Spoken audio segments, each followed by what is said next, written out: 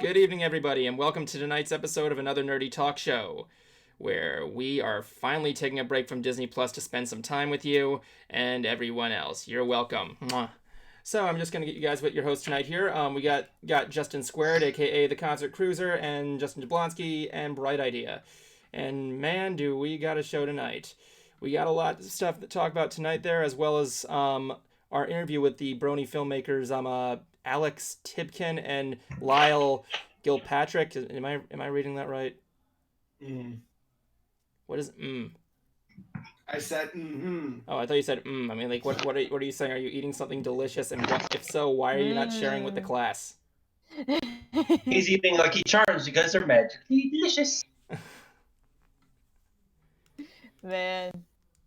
So, yeah, that's going on right now with things all over the place there. So, if you haven't noticed, the Concert Cruiser is back. Yay! Well, most of me, my voice is still hoarse, no puns intended. Make all the puns. Yeah, and it's killing me because I want my voice back. I'm ready to record. Ready to work, and I can't do shit. Welcome to my average work life. Ooh. Derpy's best pony voice get hard? Derpy's best pony said in the comments section over here. Here, I can see Cruiser's not sick anymore. I do want to make a big announcement, ladies and gentlemen. A big thing to let you guys know is that sometime in December we are going to be moving platforms to our Twitch page as well as Mixer due to some to YouTube having its recent updates. We don't want to kind of get conflicted with that, so I need to ask, guys, if you haven't followed us on Twitch, the link to the Twitch page is right there. I'm sending it in the chat room. Please follow us there. We're going to be moving there soon, possibly next month in 2 weeks. So please, if you can do that, spread the word. It would help us out a lot. But before we do that, let's talk about stuff. and your ears. Yeah, and things. Things. Yeah, we're And going to talk stuff. about nouns. That's a good idea We're for a gonna stream. Thingamabobs?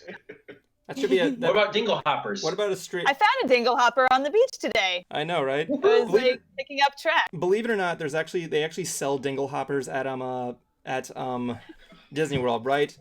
And Seriously? yeah, they're in the Little Mermaid shop, and they're giant fork-shaped combs. The fork is like in the back, while the comb's on the other side. Aw. The forks that double as combs. That is genius. There's a That challenge. is ingenious. There's a challenge for Bright Ideas. See if you can do your hair with nothing but a fork the entire year. Anyway, let me just Man. adjust my camera. Sounds rather fishy to me. Oh my god. This is why I brought you on here. Anyway. Well, we'd be floundering around if we didn't. Yeah. Ugh. Anyway, let's begin tonight's chat, shall we? Ladies and gentlemen, shall we? Shall we? Justin, shall we? Shall we? I don't know, shall we? Cruiser, shall we? Shall we? Just Annette, shall we dance? Shall we? Trying to think of a King and I joke. I forgot to take my shall we today. Nah. So with that said, let's get on to the thing there. I should probably point out there, we apologize for the sudden change of the special we were saying we were going to do last week. This thing popped up and, it's crazy. We're looking forward to it. But yeah, again, we apologize to anybody here who is looking forward to the whole dedicated Disney Plus thing we'll be talking about. We're just not going to be able to talk too long about it. Yeah. Anyway, a lot happened this week. We're still gonna get the Disney Plus, but not as much as planned. Indeed. Let me get out my handy dandy blue Red Skull book. Red Skull, nice. Blue Red Skull. Granted, I mean, like, I wish it was the Red Skull. Dabba dee dabba die. It's like a chibi Red Skull. It's adorable. Courtney says hello, all you people. Derby says bright ideas. Sans. Oh my God, how many times has that joke been done? Not enough, I mean, apparently. I had Sans visit me in my punch shop, so that's something. When did that happen? It was when I did a little skit for my friend Ranker. He designed the new background for me with Bright's house and back of the punch shop. It was a thing. Looking back in archives on my channel, just whatever. Surprised you didn't have your sister. Are you making backdoor deals with other franchises? Anyway, I'm sending you guys a link here for the first news here. Warner Brothers is actually changing its movie logo. And I like the simplicity of this logo. I'm actually going to display it here on screen. It basically has like a shield design with the WB on it. And the thing that's cool about this logo is, hold on, I got to make another quick message in the chat real quick, is that they're playing around with it, as you can see in the link I just sent you on the chat room on Facebook. For once, guys, I'm going to show you the display capture here. What I'm going to do here is show you this. Is the thing about this logo is that they're playing with it with different versions of it. Like, they have one where they turned it to Scooby-Doo. Oh, wait, forgot to... No, they have one on fire, one with a digital sense. This is really good stuff. I like the open stuff they got here. Comicbook.com promised this, and according to them, they says the simple style of the logo allows Warner Brothers to play around with the emblem to fit the tone of each of their projects. And I, for one, kind of like that idea. I mean, like, what do you guys think? I do too. I like the simplified thing. It's all about branding. It's like the shape and the font of the letters. Like, it can be changed to whatever. Oh, that's just their animation logo. Oh, really? Yeah. Cruiser, that's their animation logo. Cruiser, what were you saying? Mm-hmm. Cruiser? It's just blue. Well, here's the thing. If you look at the web page I just sent in the Facebook chat for Shadeside Studios, they have they're able to, they made it look simplistic so that way they can customize it. Like, they got one that looks like Scooby-Doo's dog tag. They have one that's like a retro look, one that looks like it's on fire, one that's covered in stuff. They basically can remake the logo, the simplicity of the logo, into different like forms and different visuals. It's really good stuff. But enough about that. Let's go move on to the next thing here. Let's get on to the first big piece of news this week. Sonic the Hedgehog. Oh dear Lord, my beautiful Sonic the Hedgehog. Look at this stuff. Yes. look what they did to our boy. It's like it's the opposite of instead. Look at how they massacred my boy. Look what they did. Oh my god. They fixed my boy.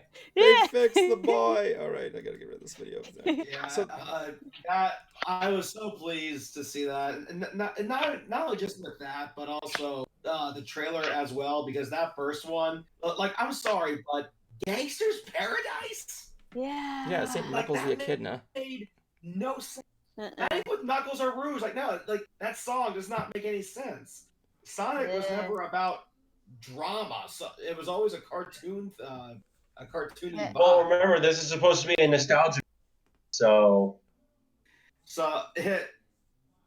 and getting to see, like, a piece of Green Hill Zone, that looked fantastic. Go ahead. Member Green Hill Zone? I remember. Thank you, Jelaski. The director of the film, Jeff Fowler, tweeted out today, "Thank you for the last 24 hours, Sonic fans. It's been extraordinary. There's much more to come." From what I've heard, they got the guys who made Sonic Mania to contribute to the design, and which I think is good because, as you know, Sonic Mania was a good game. Mm-hmm. Tis it was, tis it was. And we even got a thing from Yuji Naka-san, who was the creator of Sonic, who actually talked about what he thought about the design, and he liked how they redid it. The only thing he only had one criticism, and that was the fact that the eye wasn't connected, because he has that weird Cyclops. Yeah. He essentially has one big eye with two eyelids. Yeah. To its credit, I kind of see what they were getting at there. I mean, like, it was going to be weird in live action, and Yeah.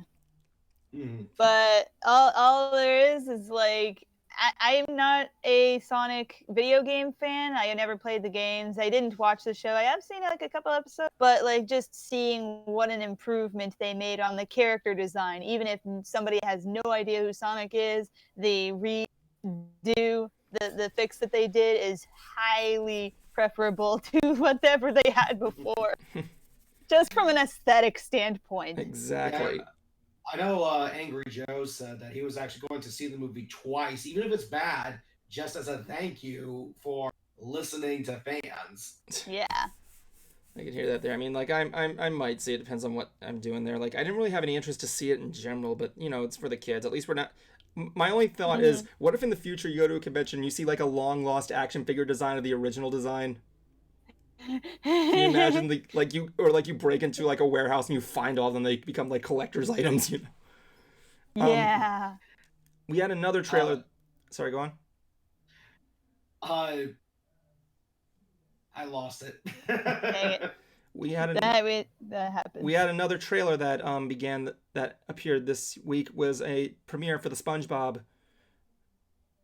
Oh yeah, I haven't seen that one yet. Yeah. Well, there's only one thing that sold me on it. Guys, we got a problem. We got a buffering issue. Eh. Ladies and gentlemen, we apologize. I'm going to be putting this to I'm going to be putting this on the thing. We got buffering issues. So to put this simple, we also got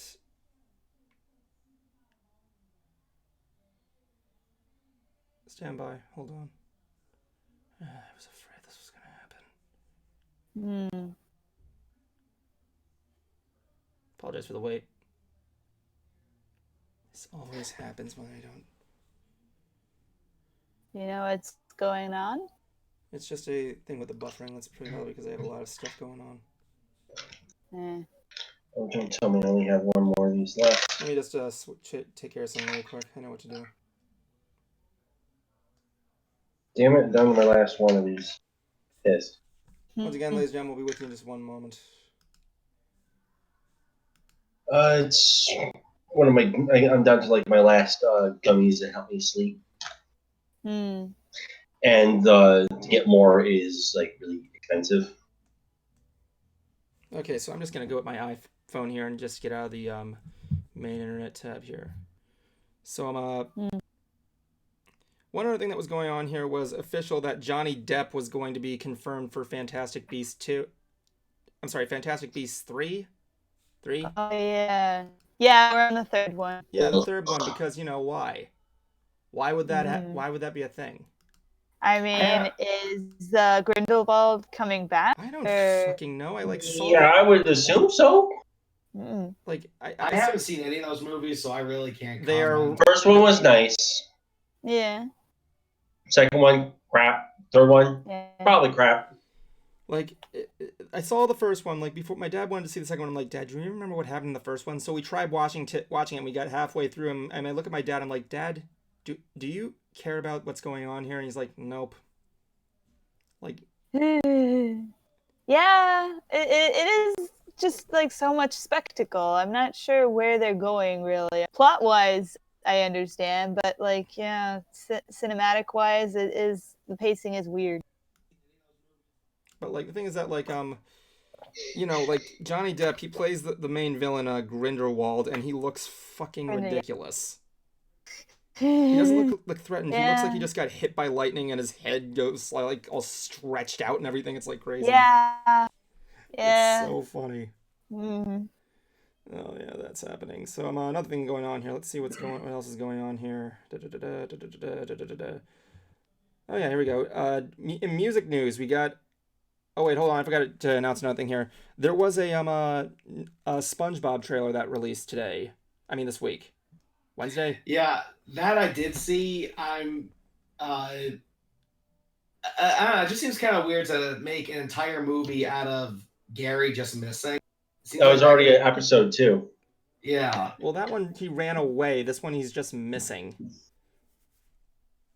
I will admit... Are we back on air yet? Or we are. still we're waiting? on air. I just have it on title card. Oh. Okay. Again, people, ladies and gentlemen, we apologize. I'm just going to wait for the smoothness to come back of our stream. So what's going on here is there's a new SpongeBob movie. Apparently it's centered around SpongeBob losing Gary. Why? Where he went? Who the hell knows? But, you know, like, I saw the trailer.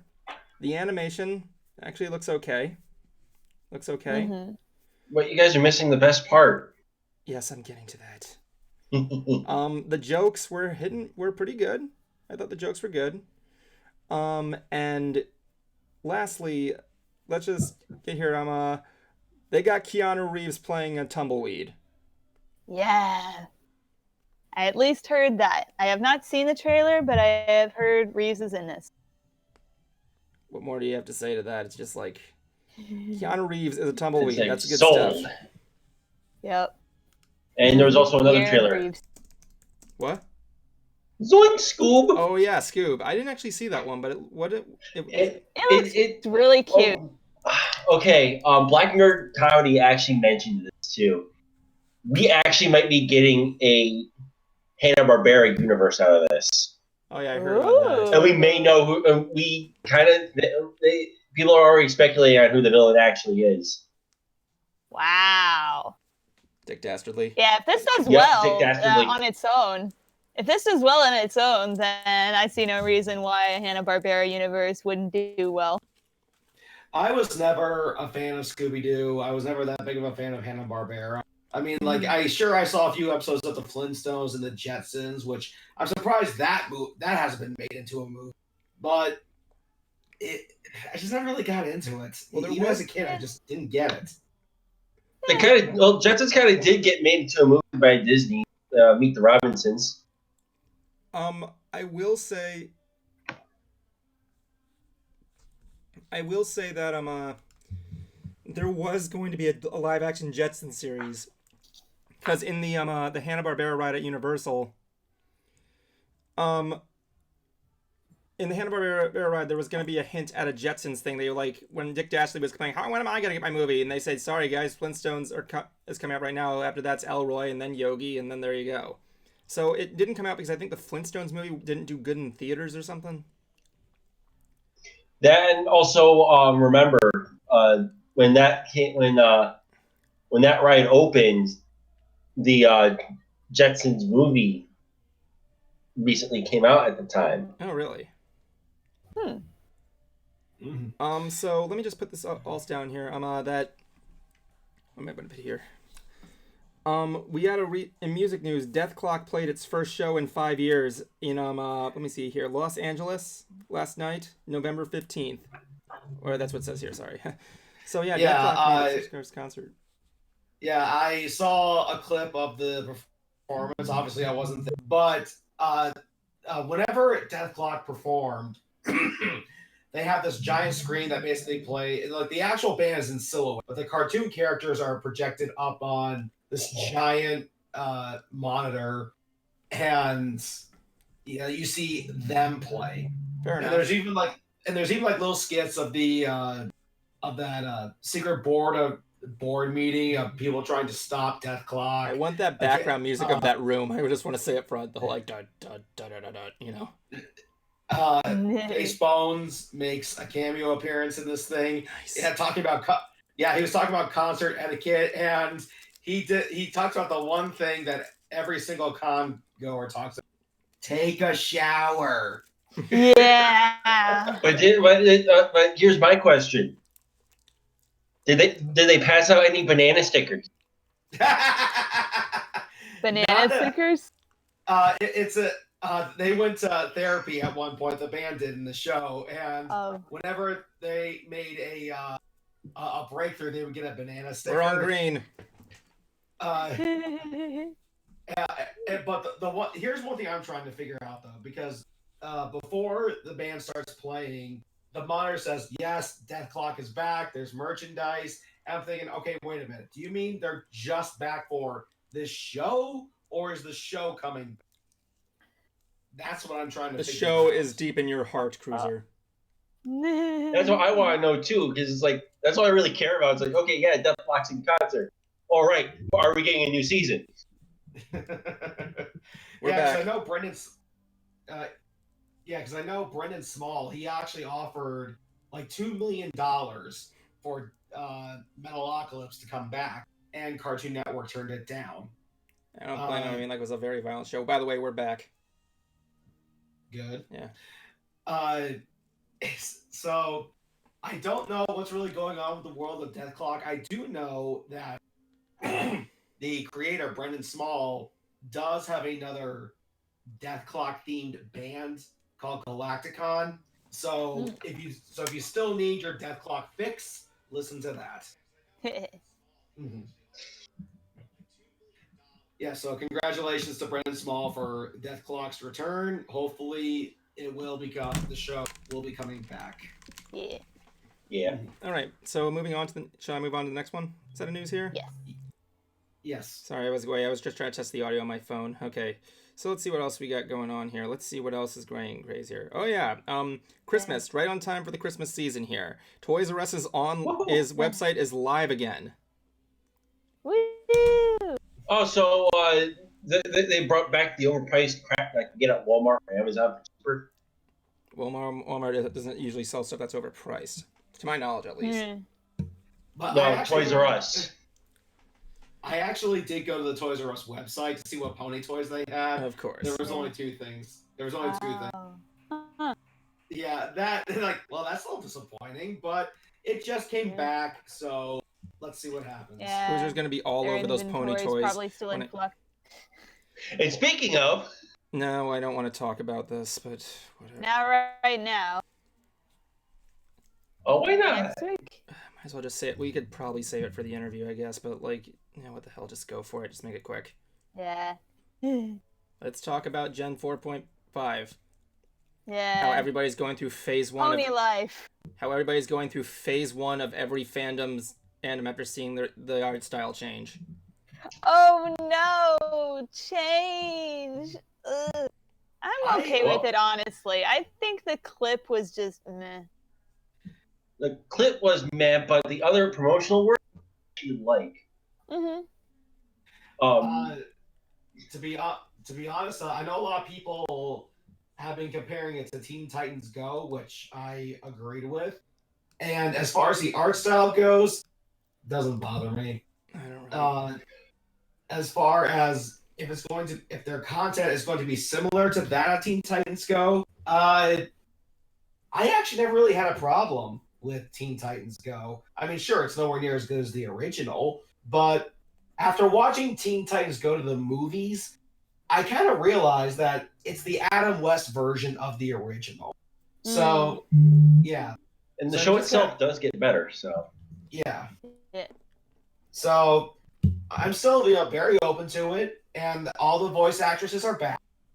Yeah, which So- is always a plus. And if they like it, Oh, if they're no. into it, then I don't see what the fans would have that much of an issue. I mean, the style is your mileage may vary, but if Mhm. the if the original voices are there, I'm pretty confident, Mhm. Well, or at least cautiously optimistic. Well, Yeah. I haven't seen any of the Teen Titans Go stuff. Frankly, I tried watching a couple episodes. I just couldn't get into the humor. But like I get what they were going for, just huge. But I'm just gonna say up front, for those who think the visuals are bad, I'm just gonna take the face cam for a second there. After doing Mystery Brony Theater for about 5 years plus, and you think the visuals are bad, you don't have no idea what we're looking for. You have no idea what we've seen. It could be worse. Yes, it could very much be worse. It could be Generation 3.5. Anyway, one other thing that caught my attention this week was recently posted up here by comicbook.com, which is my main source of nerd news, and that is the recent thing from Chuck E. Cheese of all places. Apparently, they are removing the animatronics from all their stuff. What are they going to replace it with? A dance floor. So pretty much the new space is going to be just as bland as their pizza. Yeah. They're also removing the But, tokens and replacing them with play cards. So yeah, it's fine. Dave and Buster. Just about every other place already does that. So it's no big deal. No jingle in your pocket, but at least easier to keep They track should of. sell those as prizes, though. They should sell those as prizes. Yeah, give us prizes that won't break after using them for 5 seconds. You know what I'm saying? Seriously. What if they did this because everybody was too busy insert Five Nights at Freddy reference here? Nah, I doubt that. It has to be cost. The Chuck E. Cheese near me remodeled like a couple months ago. Yeah, I heard they're going for like more of a sleek design for it. And that stuff there. Mhm. Essentially, from what I've read, is it's supposed to be like a dance floor. It's supposed to be like there's a dance floor, and a lot of the little teens are playing like either some sort of music video or a popular kids show. And just touching on this real quick, I see it. Rise of the Teenage Mutant Ninja Turtles finale showed. I've been wanting to see it. I've seen bits and pieces, but not the entire thing yet. So if you want to go there and have some cardboard pizza with some loose tokens and see the animatronics play, have fun. If you don't, then just watch the Chuck E. Cheese movie. You'll be all fine. The one where friggin' Chris Sabat voices Mr. Munch, the big purple dude. I've always said if I ever got a chance to see Chris Sabat again, I want to get a VHS copy of that Chuck E. Cheese movie and just say, please, I beg of you, sign If he ever shows up to the Comic-Con over here, I'll actually do that for you. Yes, please. Will you buy the VHS? If I can find it. I mean, you can get on YouTube. We can put it on a flash drive. Would you get him to autograph the flash drive? There you go. I'll see what I can pull if it happens. There's the future of bootlegging VHS tapes. The flash drive is shaped like a giant VHS sleeve, and it just has, you know what I'm saying? All right, so let's do. Yeah. All right, so everything's out of the way here. Let's see what else we got here. What's in the little handy dandy? All right, so let's get over the thing with Disney Plus. May I add the whole thing we were going to talk about this week, but we had kind of to downsize stuff here. So, Disney Plus, it launched this week. And I haven't signed up to it yet, but Yeah. I'm really excited hearing about their listing. Oh, or yes. the stuff that they have. I'm personally just excited that Greg Weisman, the creator of Gargoyles, is telling people, is tweeting out this hashtag, keep binging Gargoyles, because he does want to bring it back, and so does the voice actor Goliath, Keith David, who was also Dr. Fanceller in Disney's Princess and the Frog. No kidding. Oh, yeah. Yeah, and Facilier, by the way. Yeah. I was wondering how it was pronounced, but I personally would like to see it. I was a big, massive Gargoyles fan, and I'd be kind of curious to see what they could possibly do now with not only with production wise, but with the stories as well. Mm-hmm. Like I saw the first Gargoyle series and like I'm like yeah, I thought it was okay. I didn't really become like a Mondo fan of it. With that, but yeah, Gargoyles was one of the big top ones there. I should probably point out there that when they opened up, they got what I thought was gonna happen. They had some server issues where they got it fixed in a day, which was really impressive. In fact, in one day, they were actually able to accumulate 2 million users. I'm sorry, 10 million users. 10. 10 million Jeez. users in one day. Ah. Which I am strongly impressed at. When I mean, they're Disney. I mean, when it came out, my dad ordered me to what was the word? Install it on everything, tablets, things like that, and it was crazy. Like I was all over the place getting an account and everything, and when I was done, I was finally able to sit back, relax, and binge the library. And the library, oh my god, they have everything. I was Heaven actually told me that they had Mr. Boogedy. I'm like, you gotta be kidding me. Yeah, it's crazy. Like I was looking at that Mr. Boogedy thing. I'm like, this guy looks like Emperor Palpatine made out with Nemesis from Resident Evil. But the thing is that like, here's what I think like about Disney Plus. Okay, I was at Disney Springs, and when it was Downtown Disney, they had a store that specialized in selling all the movies. All the movies were there, right? And when that happened, they got rid of that section. And then they started just selling recent releases. But now we have everything here we can ever use. We got all the Star Wars movies, all the old Disney movies. You can watch them all over the place. And what's better, they have a download feature for smartphones and tablets. So that way you can go to say you want to watch Snow White and the Seven Dwarfs, you hit download and it'll save it to the app, so that way you can watch it on the go without an internet connection. I thought that was an ingenious idea. Like where's it? Well, they have everything they aren't ashamed of showing. So. Yep. What's even cooler is that just get this out of the way. They did release some of the cartoons with the disclaimer saying that some of the depictions are a little outdated. Yeah. I mean, that's better than censoring them. It's like showing, hey, we know that like some parts, like maybe even just like seconds of these are culturally insensitive, and it's like we do not share these opinions now. This is how people thought at the time. Yeah, and that's perfectly fine. Yeah, like Warner Brothers did a thing in the beginning saying to remove these would deny the fact that they existed. I mean, you could release like Song of the South and like have an opening with like Whoopi Goldberg or something like that, or like telling them what the thing is about. The funniest bit though is that she's been advocating for them to release Song of the South. Yeah. Well, on one hand, I see why they wouldn't release. I don't want to go into a debate of whether they should release it right now, but we'll see what happens. Then again, let's just face it: you can watch Song of the South online for free, and it is very easy to get a bootleg copy of it. But anyway. Yeah. Some of the other stuff on there that I thought was impressive was the extras. You can go into like old cartoon movies and like watch all these deleted scenes, script stuff. It's really cool. You can see the original trailers. It's really impressive stuff. Like I was watching Pinocchio. Sorry? No, I was saying that just brings me back to like seeing Disney DVDs and being excited not only to see the movie but seeing the bonus features and all the deleted scenes and stuff. They have that on Disney Plus. Yeah, you can even find secret Disney films. Like if you watch Sword in the Stone and look in the extras, you'll find a Mickey Mouse short for The Brave Little Tailor. Aww. What's even cooler, like I saw an alternate ending to Pinocchio where it was kind of more self-explanatory. Where they, you know how Pinocchio ends in the Disney movie? They run from the whale and they're stranded on the beach. Pinocchio is believed to be dead. What was supposed to happen was the same thing, except Pinocchio is supposed to crawl out of the water to a father and say, "This was all my fault."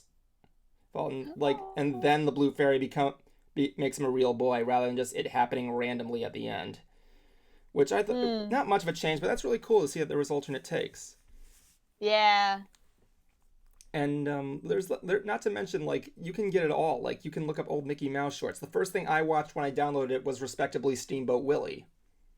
Yeah.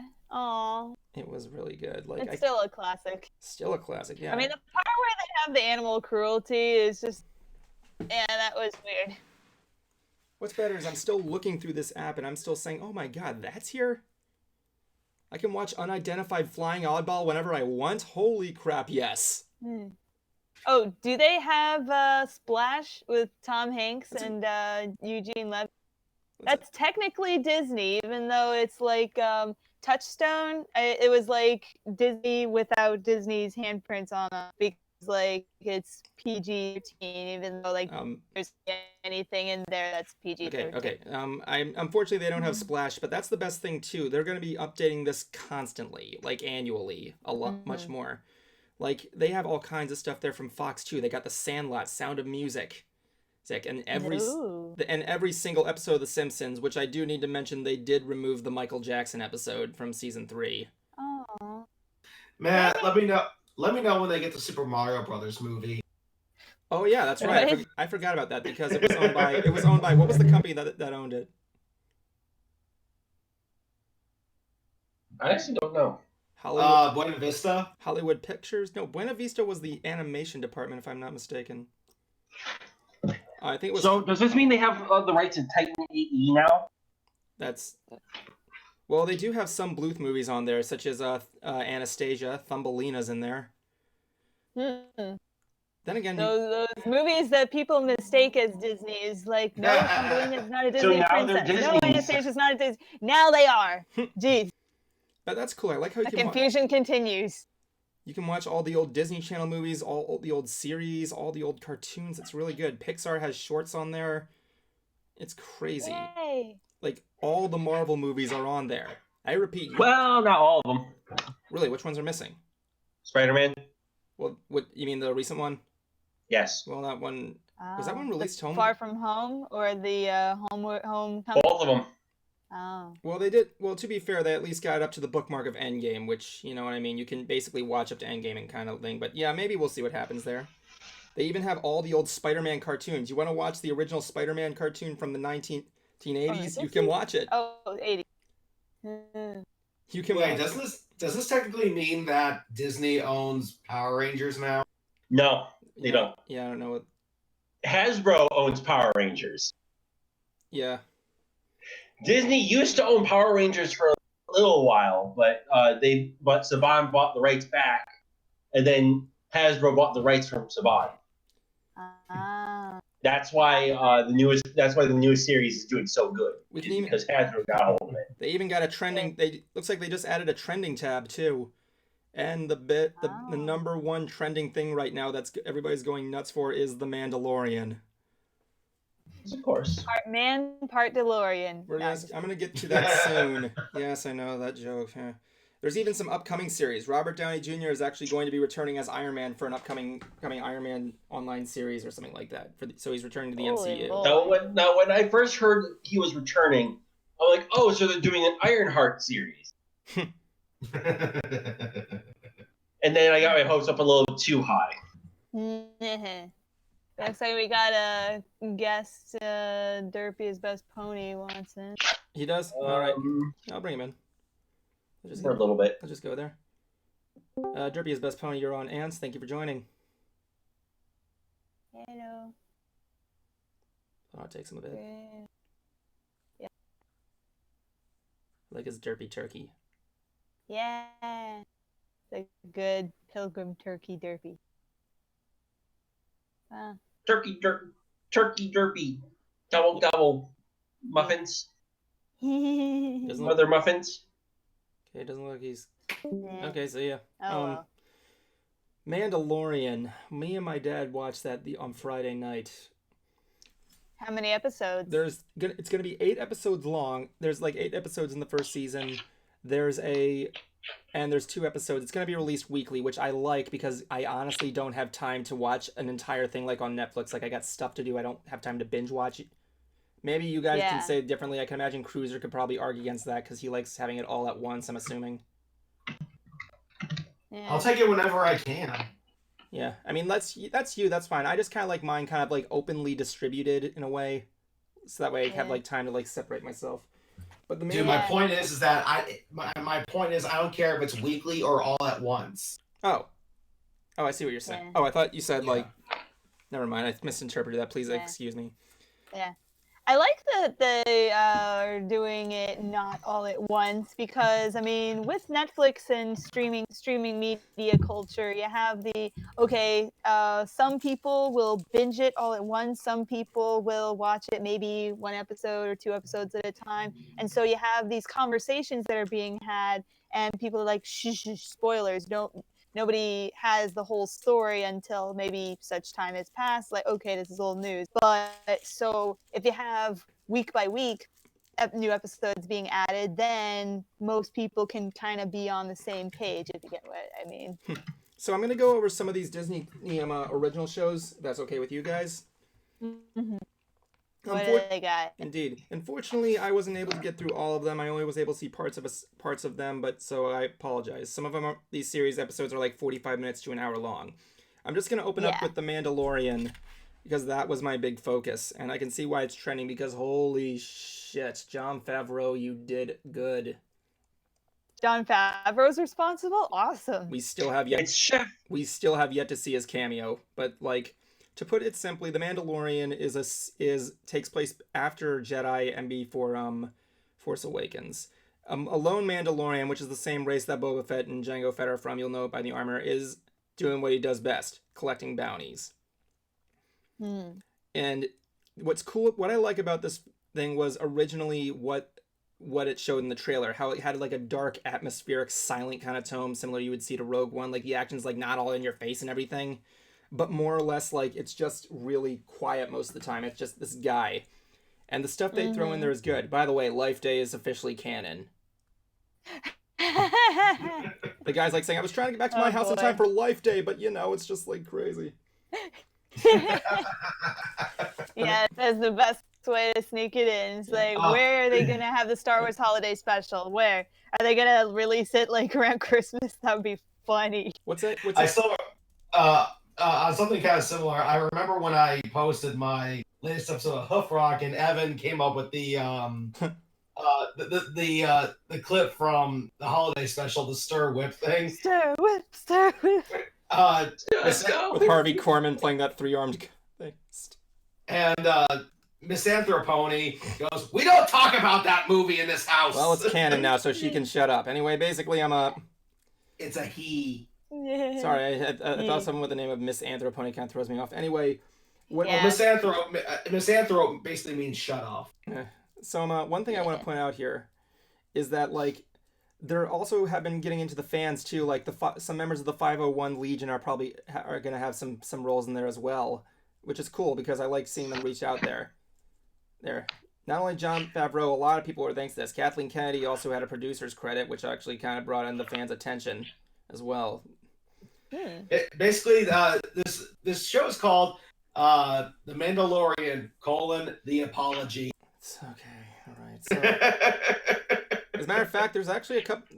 This is not really confirmed, but from some of the Star Wars groups, there's actually a couple of people that have actually been hinting that there was actually a group project within the community that was trying to create a big banner for Kathleen apologizing for the insults, but that's not confirmed. Anyway. Let's move on here to another show that's coming out here is Encore. Yeah.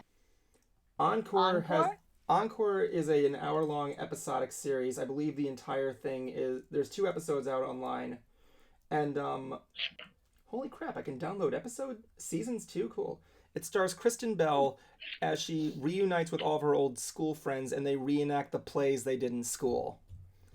Aww. Like the first one they do is Annie and the second one is Beauty and the Beast, and I think that's an interesting idea. I like that concept. I haven't seen it. I haven't seen it, but like I saw the end of it and I loved what they got going on. Like my parents loved it. They thought it was funny. It was great stuff. And so yeah, that turned out well. I mean, like what do you guys think of that concept? It's really interesting. I mean, I love Kristen Bell as an actress. I mean, I've seen her work in The Good Place, and of course, Anna from Frozen. So that does sound like a really good idea for a show. Wasn't she in Twilight? I don't Twilight? Kristen Bell? Kirsten Bell, yeah. What did she do in Twilight? I think she was the main character. Bella? Yeah. No. That was no. That's Kristen Stewart. You're thinking. Oh, okay. So I'm getting the two mixed up. There's also another series Yeah. that features Jeff Goldblum called The World According to Jeff Goldblum, where Jeff Goldblum teaches you about the world. Yes. Life Nice. Yes. always finds a way. Life always finds a way. And not to mention, after seeing clips of his performance in The Fly, it's like, glad to see you're okay, buddy. Yeah. And The Fly was one of his first movies, wasn't it? Yeah, it was. Like not only was that film kind of heart wrenching or like a stab in the heart, but I'll still never get that "Help Me" from the original out of my head. Yeah, Yeah, I know. I saw that. It was. Sorry, someone was typing. One of the things. Sorry about that. There's also the Lady and the Tramp movie, which I have yet to see, and I've heard what I haven't heard anything about it, honestly. There's a High School Musical series. Oh. There's another episode on Disney Imagineering, which one of my friends actually has a small cameo in. Imagineering, nice. Basically, it's showing the behind the scenes stuff about the Imagineerings and the cast members there. And yeah, one of my friends, Dexter, has like a small cameo in there. It's only for a split second, but yeah, that's really cool. He's become the Disney famous guy. Sweet. How did Lyle get in the green room? So, sorry, I'm looking at the guests. One of them's already in the green room. So, yeah, the thing that was like crazy about this was that I like the thing that they're reaching out there, and like I said, there's gonna be more. There's actually one series that I'm actually surprised they didn't add, and that was World of Color. Like, I honestly World of what? Okay, World of Color was one of the first Disney animated. I'm not animated. It was one of the first Disney shows where Walt Disney would go on live and talk about his upcoming projects. That was actually I can answer that because I have an article on something related to that. Yeah. It was just an anthology series. It was basically what was the first in a line of anthology shows. Which was basically I think everyone's familiar with Wonderful World of Disney, right? Yeah, that's what that was what it's similar to it. World of Color, that's what World of Color originally was called. World of Color was like it was the Wonderful World of Disney, or it was like I got the tab right on like Wonderful World of Disney was originally it was Walt Disney's Disneyland, Walt Disney Presents, then it was Walt Disney's Wonderful World of Color. Yeah, it evolved. I wonder if they have like Mickey Mouse Club and stuff like that. They do? I figure they would. They do. I want to see Annette Funicello. Let me see what we got here for Mickey Mouse Club. That's the best thing I like this. It's like a game. Does it have this? Does it have that? It's like crazy. It's like, yep. And I remember at MegaCon this past year, they actually did a reunion of the Mickey Mouse Club. Yeah, Joey Fatone was running it. They've only got one season of it, and it's 5 episodes. So I can imagine the other stuff is either lost or it might have not been out there. But yeah, I'm actually surprised World of Color did not make it on there, which I'm kind of not so much disappointed. Like Justin, you know when you ride the Carousel of Progress, you see that pre-show on the monitors. You know what I'm talking about? Yeah. Those were clips from World of Color. Oh, okay.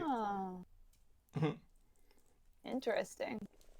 So, but yeah, it's probably not on there because it was technically was just part of the Sunday movie. Yeah.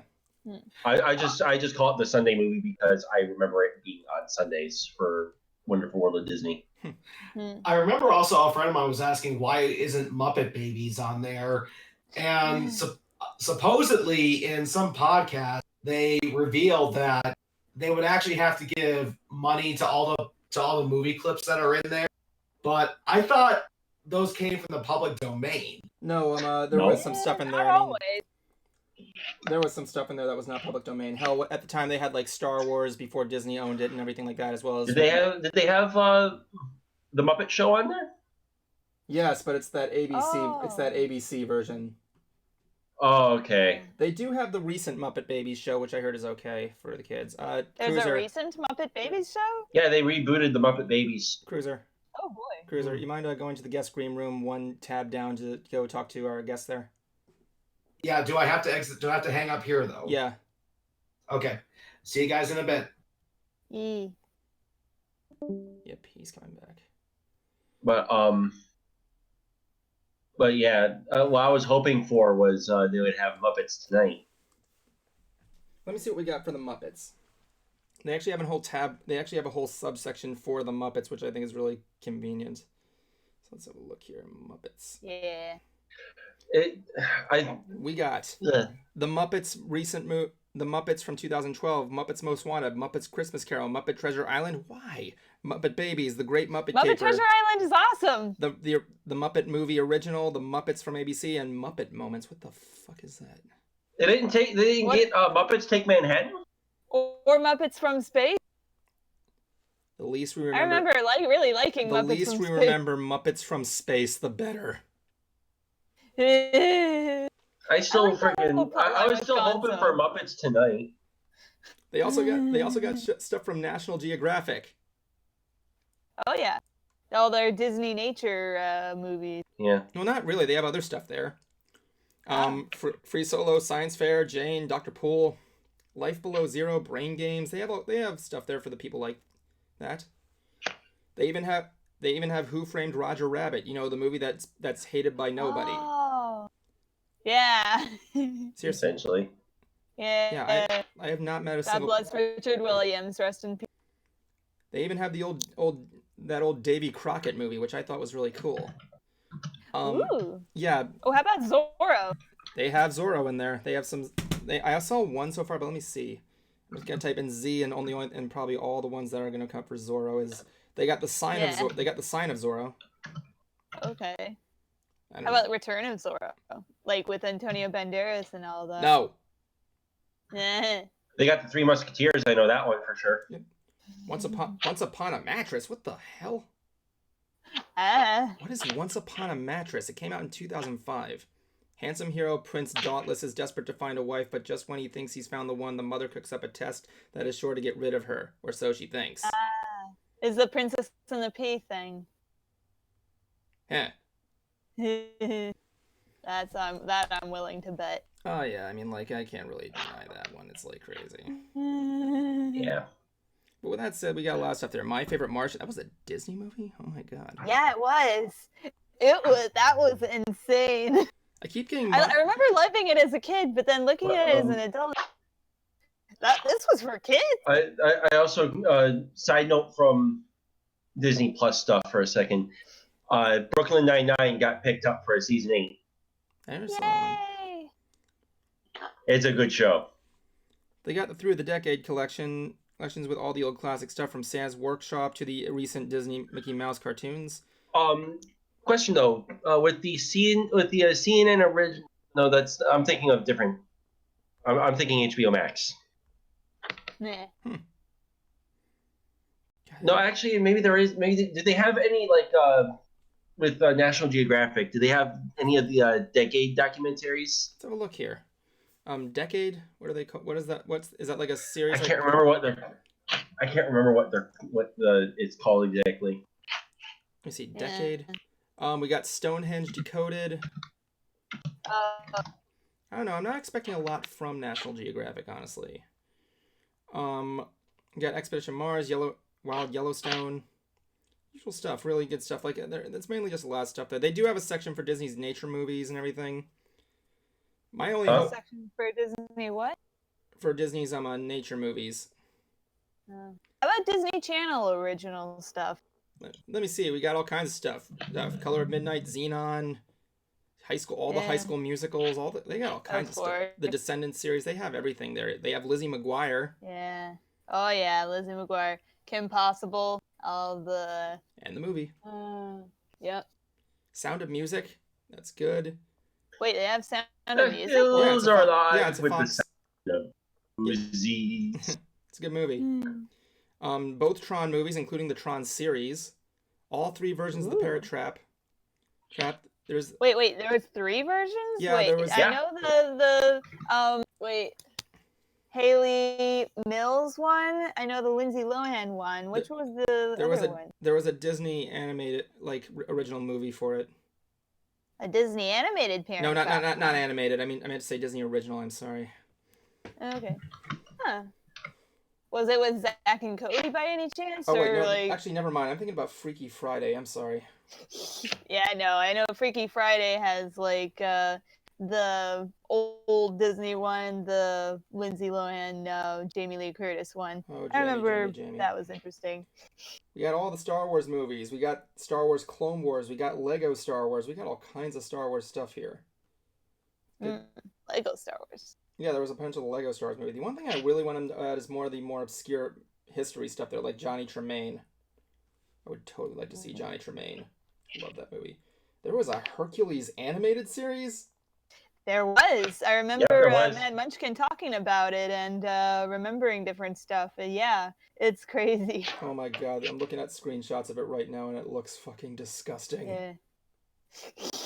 This looks disgusting. Hades was actually a good character in there, apparently. It's Michael Bolton. Bread Knobs of Broomsticks. Oh my god. So, like I said, they got Return to Oz, 20,000 Leagues, Huck Finn, The Witch Mountain, Black Hole, Folly the Navigator, The Absent-Minded Professor, aka Flubber the Original. Yes. Yep. Ice Princess. Oh my god, I wish we had more time to go through all this. Brink, Midcourt Miracle. Oh my god, there's just so much. There is just too much. That should have been the thing here. Too much Disney. I've been sitting here with my tablet in front of my keyboard, binge watching like old animated Disney shorts. It's been crazy. The Sister Act 2. Wait, they have the Sister Acts? Those are Disney? Yeah, they're Fox. Yeah. Okay. Yes. But yeah, there's a lot to go on there. If you haven't tried it, I'd definitely go for it. The $6.99 thing's pretty good too compared to other stream service prices, in my opinion. Not sponsored by Disney, but I'd say pick it up. It depends on what you're looking for. Some people want more value or more bang for their buck. Other people just want flat out Disney stuff. I was actually thinking about that one thing there where we go like the Disney pick of the month. I'm gonna go with that. My Disney pick of the week is going to be Sword in the Stone. Yee, that one's a good one. Yeah, you want to go? Mine's gonna be Treasure Planet. Treasure Planet. Hell, they have Black Cauldron on here. They have Black Cauldron on here too. Nice. So for those who haven't seen, because it's so obscure, yeah, it's worth it for the Horned King, but maybe not for Gurgi. I was pretty annoyed at Gurgi. Everybody hates Gurgi. All right, ladies and gentlemen, we're going to be taking a quick pause here so we can get our guests ready. Stick tight, ladies and gentlemen. We'll be back with you in a couple of moments. Jablonski's probably going to head out during the interview. It's going to be a net cruiser with our two guests. Just stick tight. We'll be right back. Max, say goodbye, guys. After these messages, we'll be right back. Okay, I'm just going to use the restroom real quick. Jablonski, if you want to go and I can call you back, you can if you want. Gotcha. Hold on, I'll be right with you in a moment there. Gotcha. Oh, my mic's on.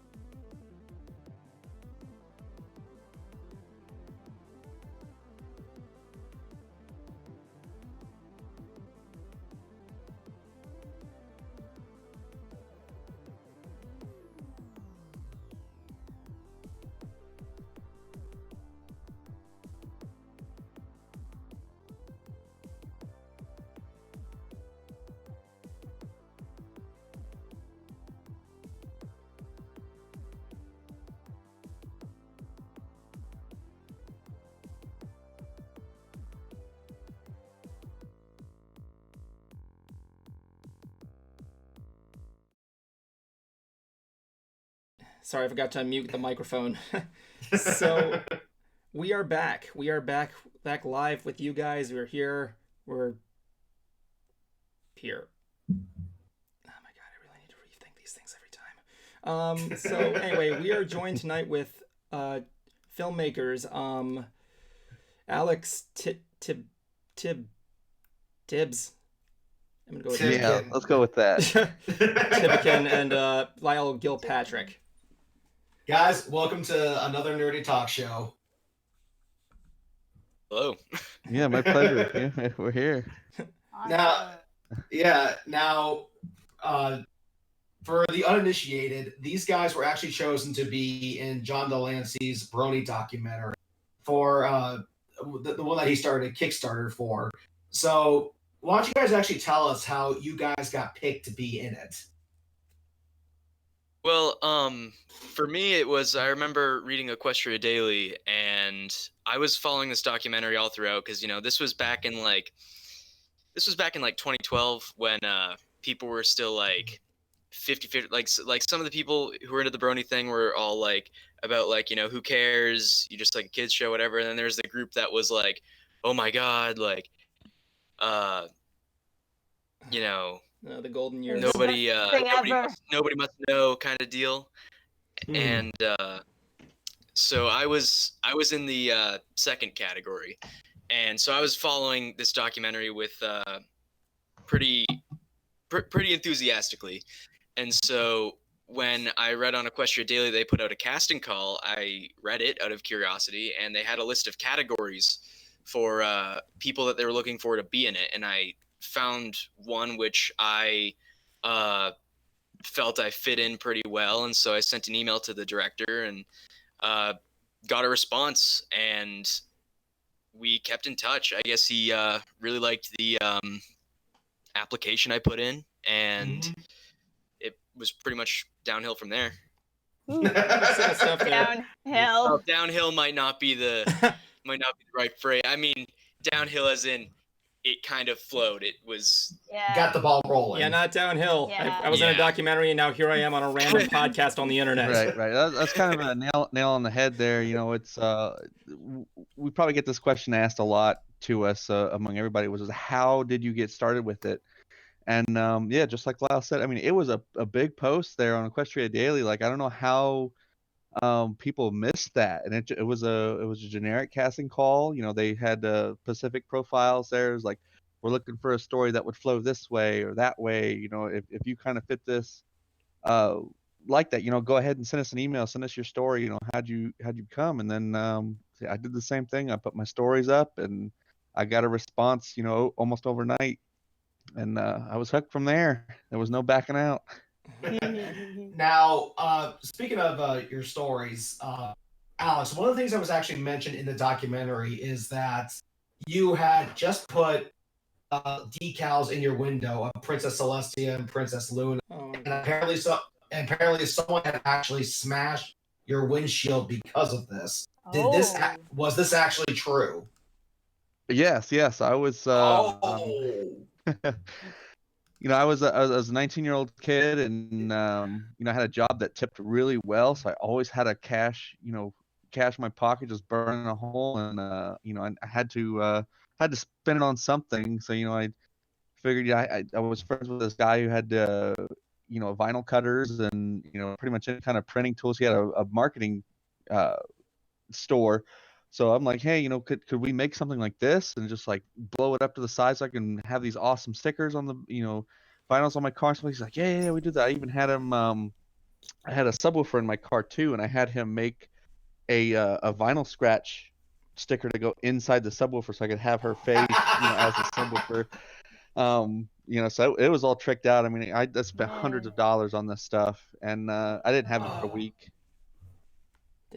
People aren't very receptive to that stuff, where I grew up. So, did you at least find the guy, or did he like drop off the face of the Oh earth? yeah. I mean, he high school classmates. Like, he wasn't anybody far away from me or anything. I'd known him, grew up with him, thinking we're buddy. But as you leave school, friendships kind of fade, and you find out who your real people are and how they are. But I was kind of in a fortunate position, to where I grew up and working in a Mercedes shop, so it's like I had all the parts there. So it's like I was just heartbroken that the act happened, but it wasn't, a huge financial setback where I lost my car.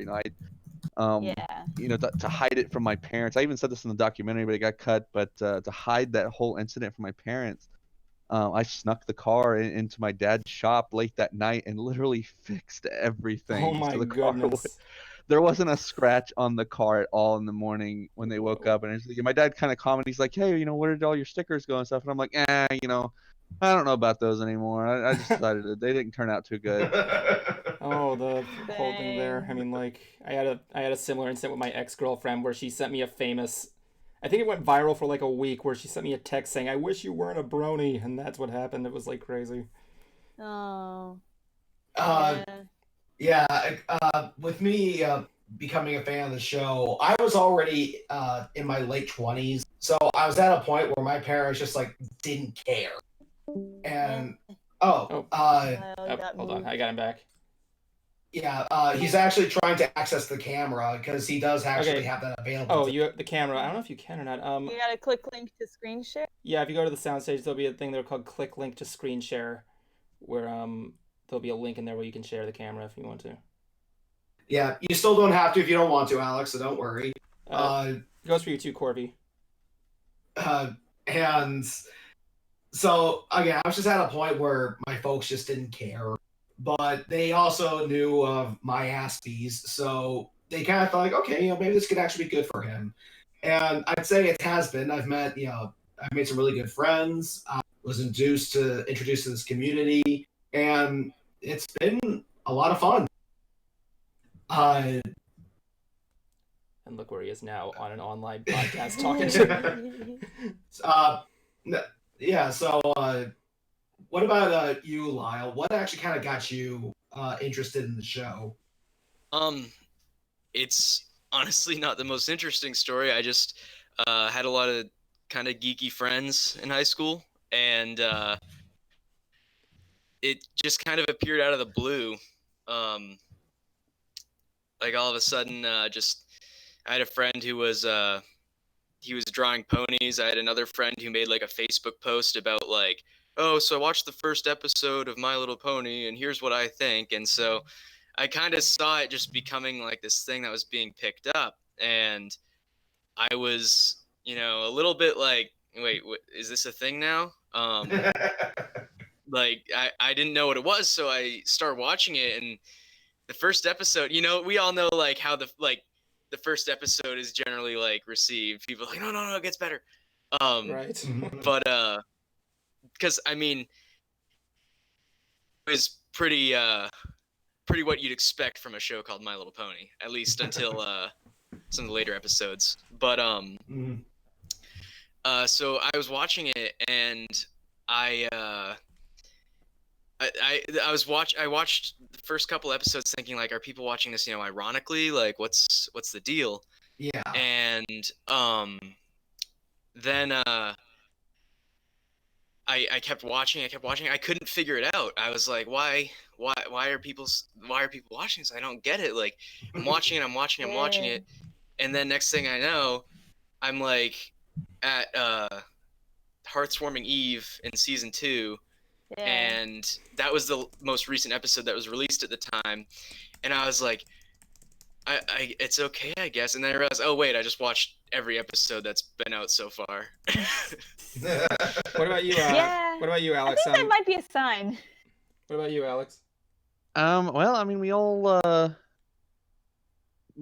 saw it in a with a connection of a video of like a compilation of like, these shows were getting started, so I needed something to watch. I didn't have anything that was like my show, so I was always watching stuff with the family. Hey, he's got the camera on. Hope, So I got started there, and nothing really stood out except from the My Little Pony. I was like, I couldn't, for some reason I couldn't get my mind off it. They kept coming up, no matter what I was doing. I'm like, why are they sticking in my brain? Like, I don't know what it is. So I was like, well, I guess I got to give it a shot. If it's fate, it's fate. And the first episode is a two-parter, so it's got you hooked there. You got to watch a second one, and then you're like, well, I mean, that's a two-part special, so now I have to watch That was the a normal third one. episode.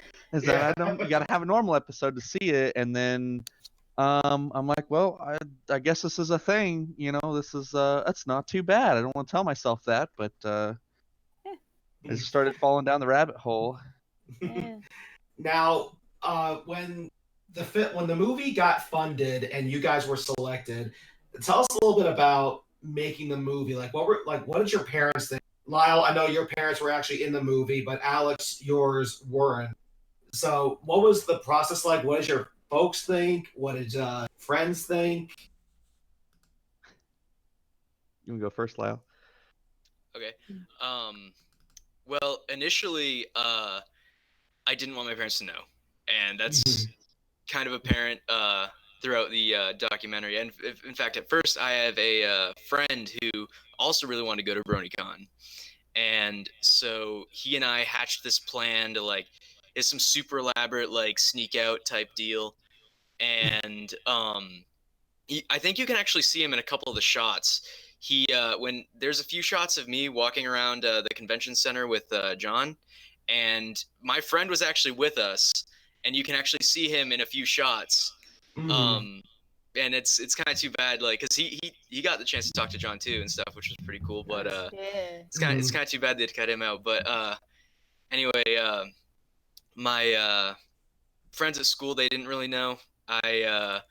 It wasn't until actually much later. There was a point when the documentary was on Netflix, and that's where a lot of the recognition came from. I was working as a dockhand at a lobster pier, which is the most main thing ever.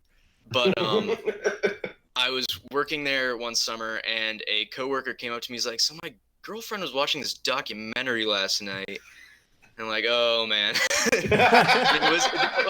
The thing is, though, that wasn't the first time, and that wasn't the last time either that happened. It was also when I went away to the second high school I went to.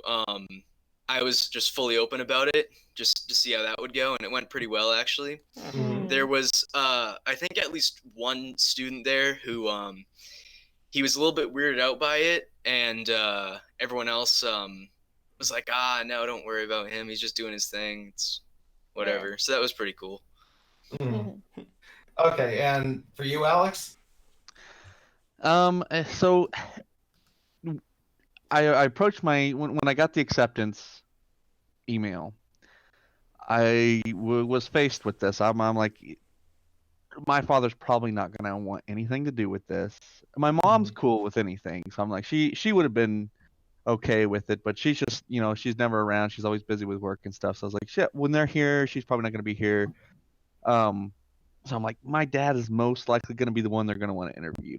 That's going to be a 90% chance. I was like, I'm going to have to pitch this to him some way where he would, not think, his son was upset, some pedophile that was obsessed with these little Technicolor ponies. Yeah. So I approached him and I'm like, so there's this thing, and I'm watching this little girl show, and he's like, yeah, I know. And I was like, well, people are coming here. And he's like, what do you mean people? Like other people that watch the show? And I'm like, no, like official people with like a I'm gonna be in a documentary, and I'm like, question mark, and he's like, oh, you are you? And I'm like, yeah. He's like, well, I'm probably not gonna sign a consent, but I don't care what you do. And I'm like, okay, cool. But like I was saying, they filmed so much. I mean, we're talking hundreds of hours of content for this documentary, and it cut so much fat out of it. And they filmed all the they put all the parts in it that I didn't really think would have made sense. And there's really golden stories that are there that just didn't even make it. So I was kind of bummed about that. But they did get almost a 90-minute interview with my dad. And I'm not really sure what they were probing for or anything. I wasn't supposed to be a part of that, or I wasn't listening. I thought it was going to be a surprise to me if it made it into the documentary. So, well, I do know that they actually released a second disc that you can purchase on Amazon. I think it was actually containing all that footage that didn't make it into the movie. All the B-roll was in this disc. All the B-roll. I think that disc is mainly Lauren Faust interviews and John Delancey interviews. Yeah, that's not a whole lot with ours. Mm-hmm. Won't find any like juicy like videos in there or anything like that. Now, well, go ahead. Well, I was gonna say it's funny that you mentioned that all the extra material, Alex, because every time I hear it brought up, I just think back like, man, there is so much like they didn't put in there. Because I was that's like, true with any documentary, I suppose. Yeah, I'm pretty sure I was being interviewed for like several hours, and like just the amount, like as you said, it's like stuff that you didn't think would get in got in, and then like the stuff that you thought would get in just sure wasn't there. Exactly. I mean, they filmed me for 3 days. Oh yeah. And almost the entire day, one of the days was just sitting in my room and just literally just talking about it. Like we stopped for lunch, we had to stop for dinner. Like I was like, oh my gosh, guys, like how long is this documentary gonna be? And they're like, oh, you'll see. Like almost every 8 hours that we film, they're only gonna use like 40 minutes. And I'm like, oh, are you kidding me? Like that's crazy. Yeah, it's documentary filmmaking for you. Like I did a whole class of it in college. It's crazy. Like we filmed this guy for like 2 hours. And the final result was like 10 minutes. It was crazy. Now, did your parents eventually see the movie? Both of mine did, yes. Did they have any concerns? Did they think it was a good movie? I'm not really sure. I mean, my dad was like, "Yeah, that's cool," and my mother absolutely loved it. My mother's like, "Oh, you did something. You were on like I was on live national television or something." But I mean, that's any mom. They're gonna be proud of their baby. So Totally. my grandparents could have cared less. And Lyle, what about you and your folks, especially with them because they were in it? The reaction was about what you'd expect, as in the sense that like my dad's face when he's in the documentary is pretty much the same face he has when he's watching it. My mom's was, supportive type of deal where it's not like hostile and it is positive. But at the same time, it's like, oh, that's a thing that happened. Yeah. In fact, I remember. Sorry, go ahead, Bright. Good going. And I actually remember when I actually first started talking with you, Lyle. I asked you if you had any regrets doing it, and you said not. You said yes and no. You don't regret it, but you were worried that it was going to be seen like how people saw Jake Lloyd for just episode 1. Like you're afraid like that was going to be the one thing you were known for. Oh yeah. No, that's why. After I left high school, like, and I was like, okay, so I tried the whole hiding the whole brony thing. I tried the whole being super open about it and in everyone's face. And I'm like, so then after that point, when I was like just an adult working, I'm just like, okay, what's gonna happen if I just have it be a thing? I might not specifically mention it, but I'll just not actively try and hide it. Yeah. And it's amazing because I went like 2 years before somebody found anything on it. 30 seconds later, Cruiser sends you an email.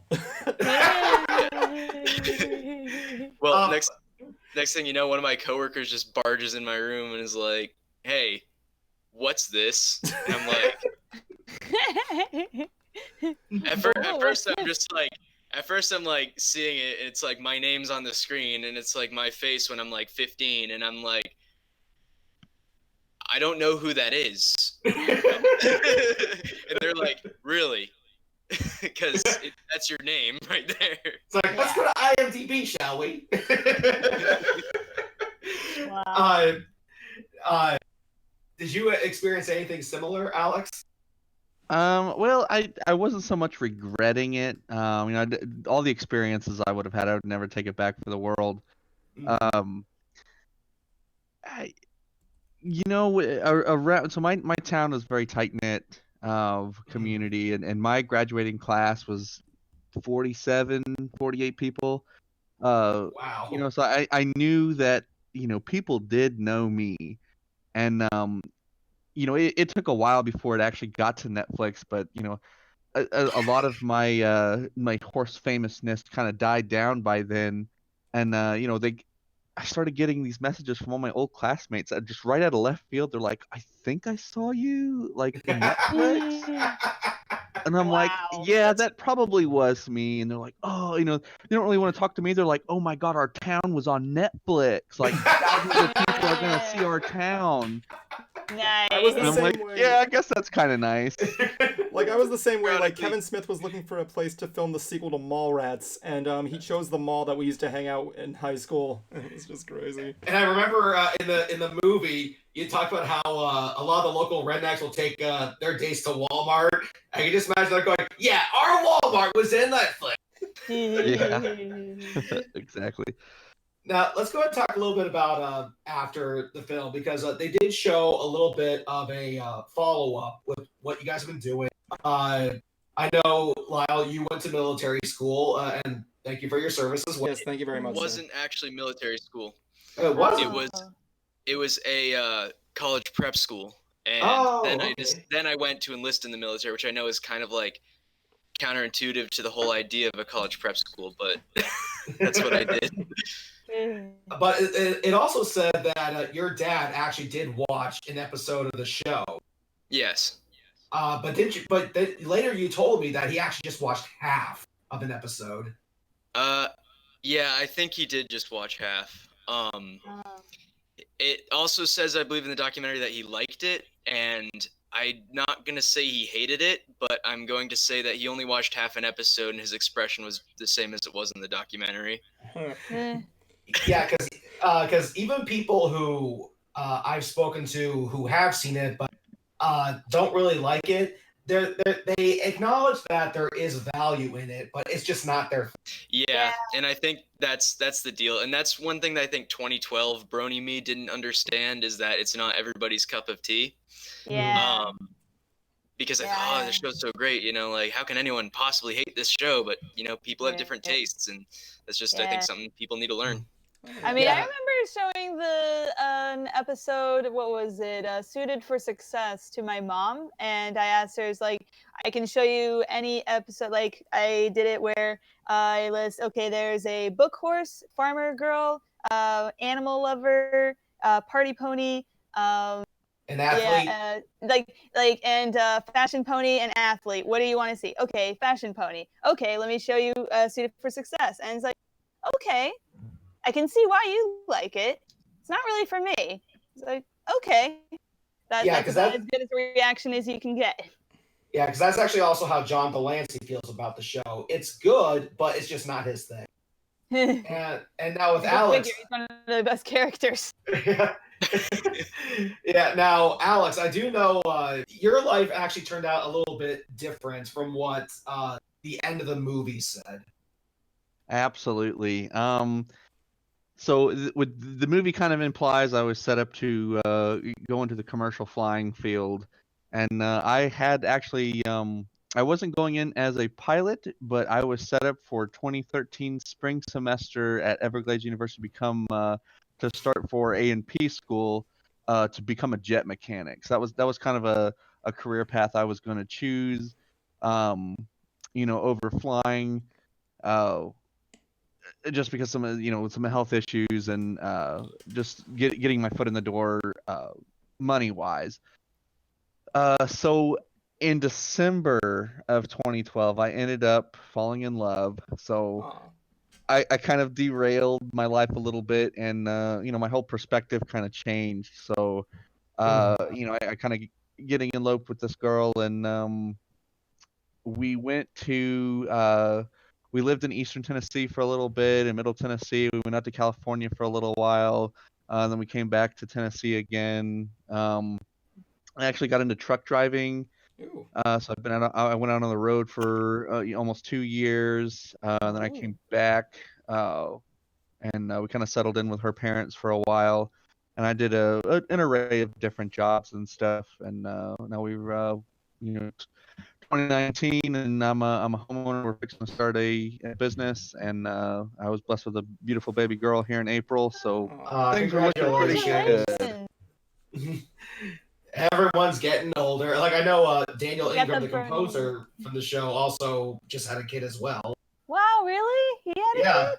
Yeah. A little boy they named Izo Maxwell Ingram. Aww. Yeah. So it's kind of when I realized, like, God, I am getting older now too. Like, what am I gonna do? Now let's go. Go ahead, Evan. For a question here for you two both. Seeing that this is the reunion, have you guys actually been in contact with each other since the documentary and this moment? Actually, friends on Facebook, but we've never actually like talked to each other like very, very little. Only through context of memes, and that's about it. I think that sounds about right. We've never like check this like out. vocally, No. like this right now. We've never actually done. Yeah, this is the first, ladies and gentlemen. Absolutely. Yep. So this is what Oprah feels like.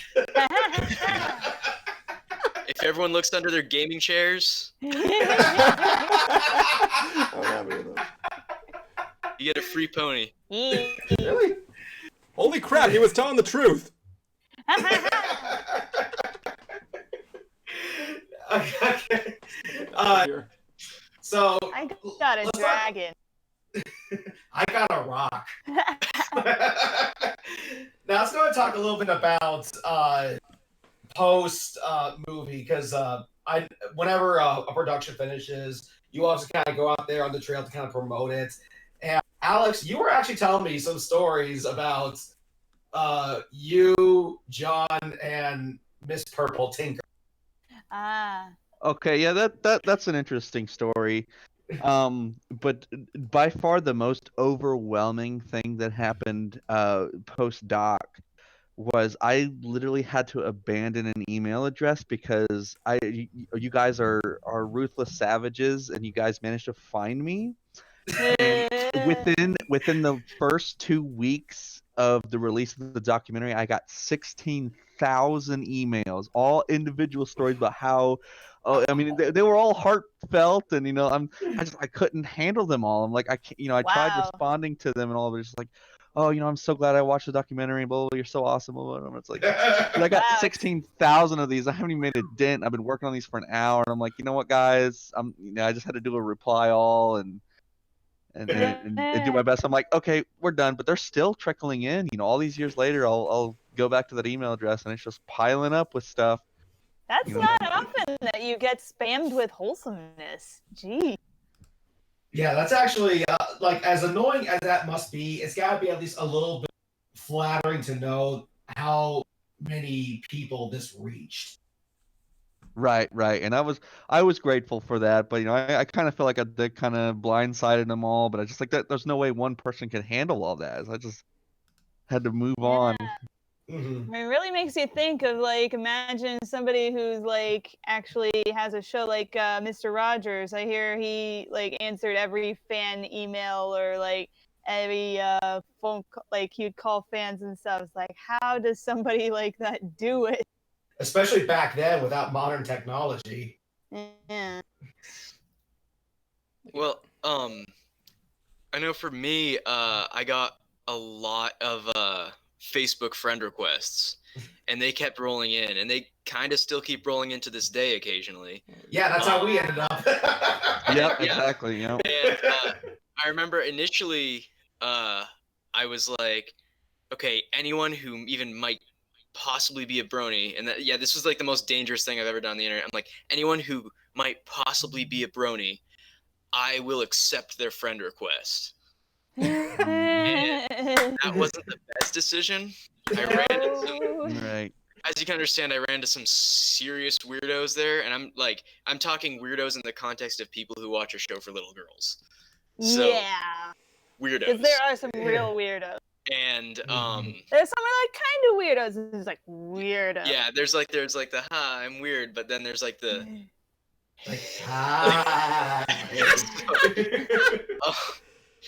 So if you tilt your head with anything that's automatically weird. Hi.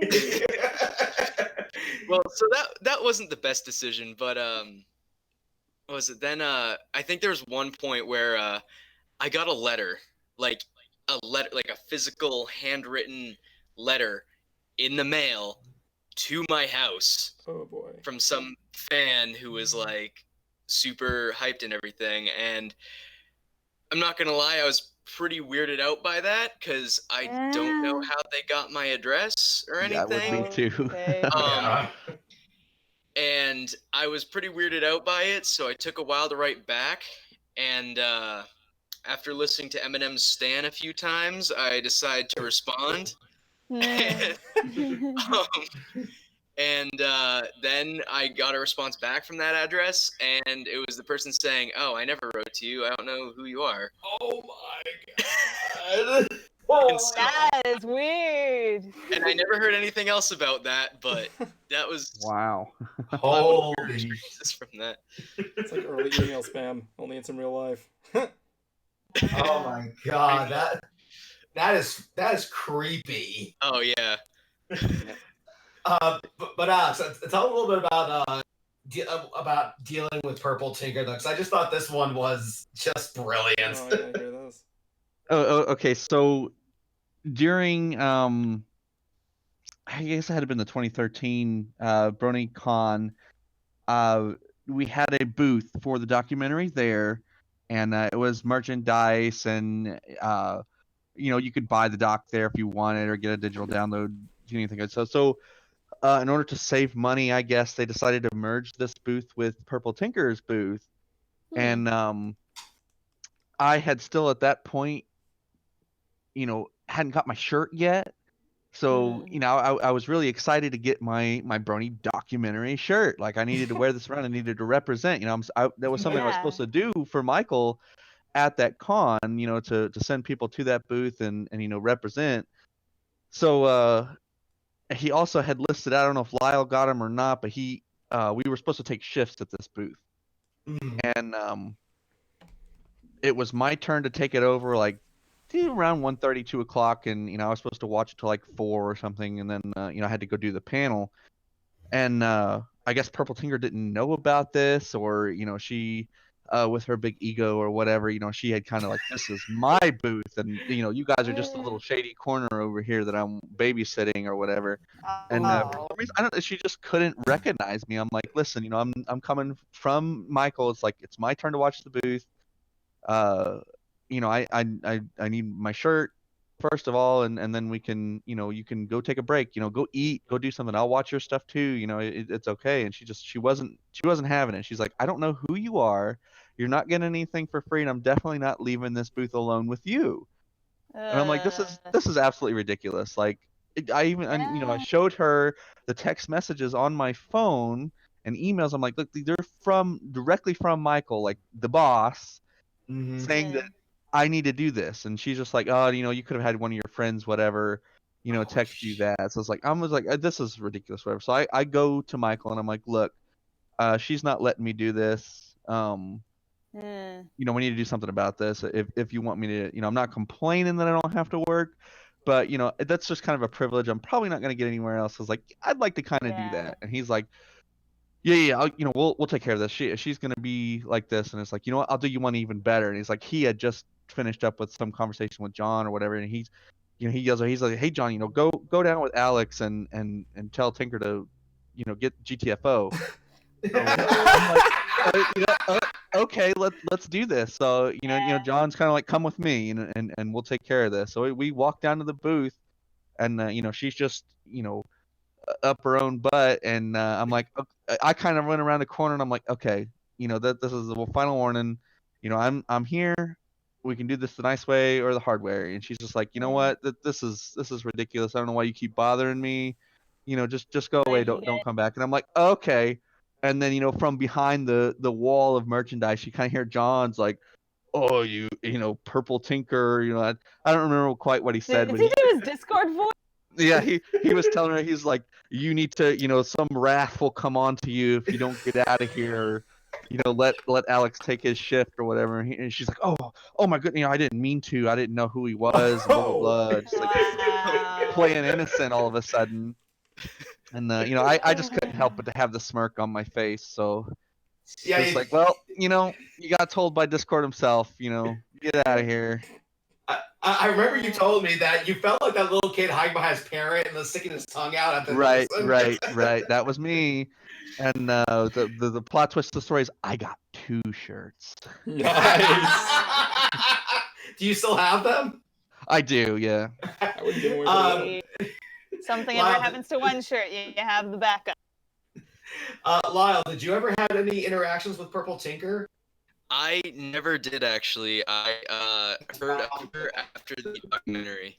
Actually, that's probably for the best, actually, because she's from what I gather. Yeah, she's more than cuckoo for Cocoa Puffs, from what I understand. So, were you actually involved with some of the promotion and trying to get the film promoted in various conventions or? I wasn't actually. I do remember though, around the time of the filming, I was frequenting a forum, and I'm not sure if it's still up to this day. The Equestria forums, I think, is what it was. The Equestria forums, you said?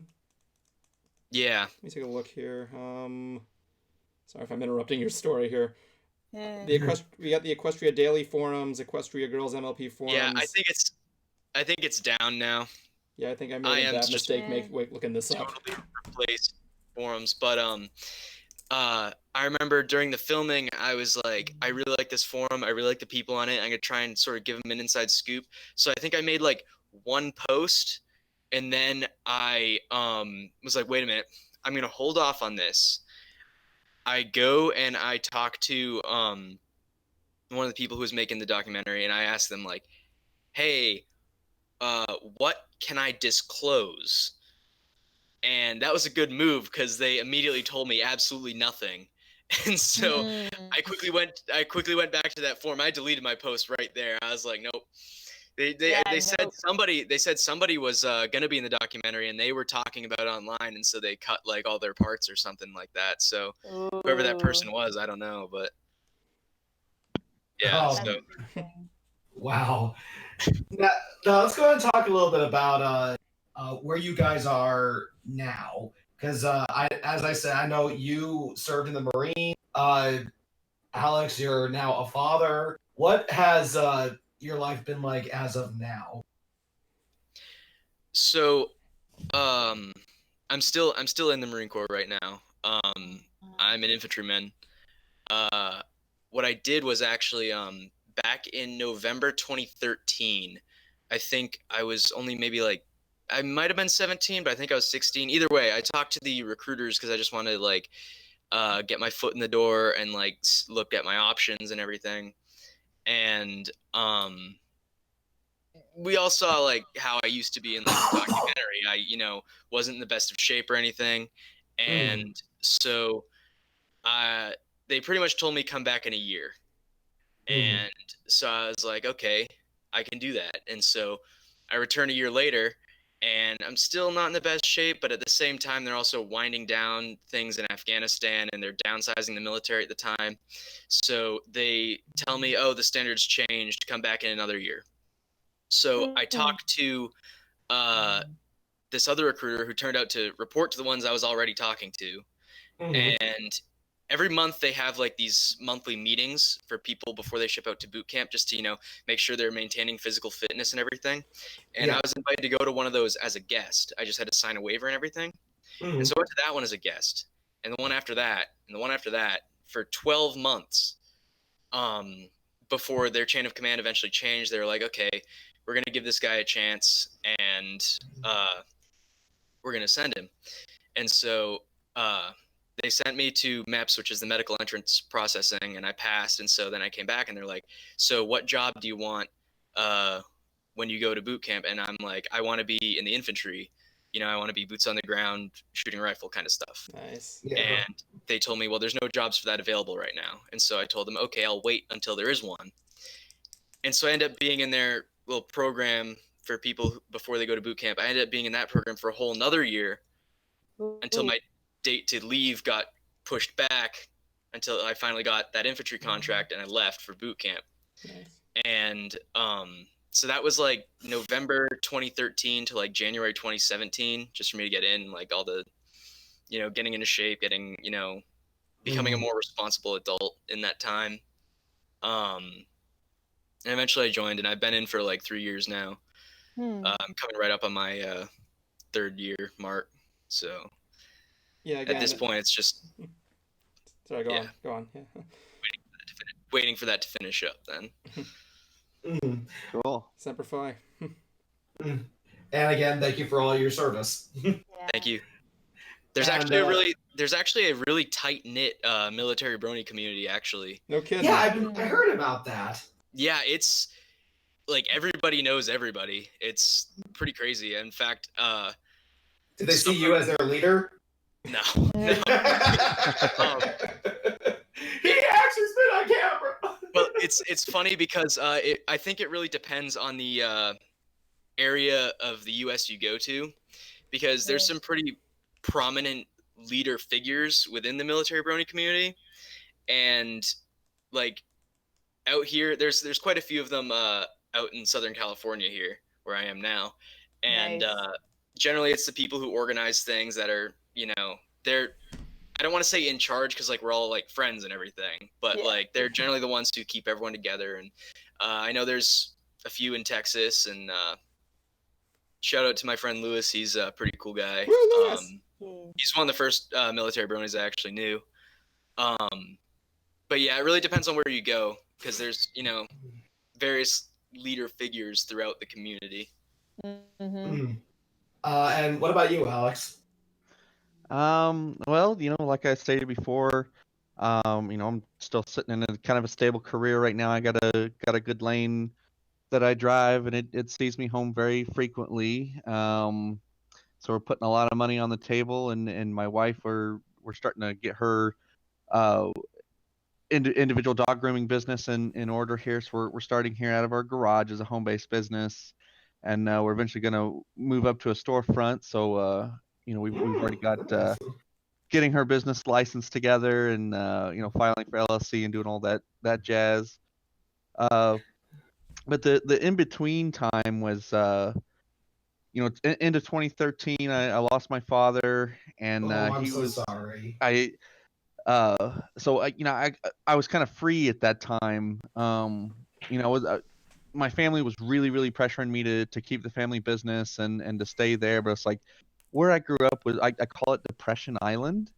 It's a failing town with a depressing economy, and there's just nothing for young kids. There's no opportunity there at all, and it's very difficult to escape because all the major cities are far away. So it's not like you can just go to a bigger city and have a job and then come back. So I knew that if I planted my roots there, I was going to be there forever.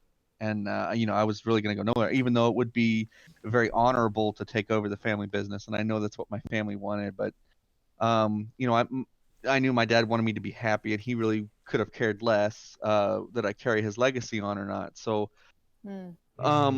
I just kind of got the heck out of Dodge, and I went to go live with my girlfriend's parents at the time. And I was like, we're in a really good position. What can I do right now to bring in a lot of money as fast as I can? With the little education that I had, and that's why we kind of settled with truck driving, because you don't really have to have any college for that. And me being away for a long time, I could really bring in a lot of money doing that, and she could stay with her parents. So we were just like, it was me and her versus the world. So we got our ducks in a row, and then we moved out to California because I had some unfinished business to finish with my dad's customers and stuff. So that was kind of a really depressing point in our lives, because the guy was two-faced, and didn't end up paying me for almost 8 months worth of work. So we never moved away from California. We escaped California with what little money I could scrape together, and we settled back in with her parents, which have moved to Middle Tennessee at that time, when I kind of got settled in with a career. out here working job to job, and that's when she picked up the dog grooming and figured out that that was going to be her niche, and that she really enjoyed it, and she wanted to open her own business and become an independent groomer. So I'm like, okay, well, let's do. I've already dropped all my dreams at this point, so I'm like, all right, we're focusing on you, like we're riding you to the top, baby. So we Phrasing, got all that dude. together. That's right. Now, there's one thing that I think a lot of people out there want to know, and that is, did you guys stay with the show and with the fandom throughout its 9-season run? Oh, absolutely. I'm still here, day one. You know those people who got really mad that Twilight got wings and Flash Sentry stole their waifu? Yeah. I may or may not be in that park. Oh. Yeah, season 3 was a bad season anyway, so there you go. Yeah, I'm not gonna lie. Season 3 was a turnoff for a lot of people, and I followed through season 3 and I followed through season 4.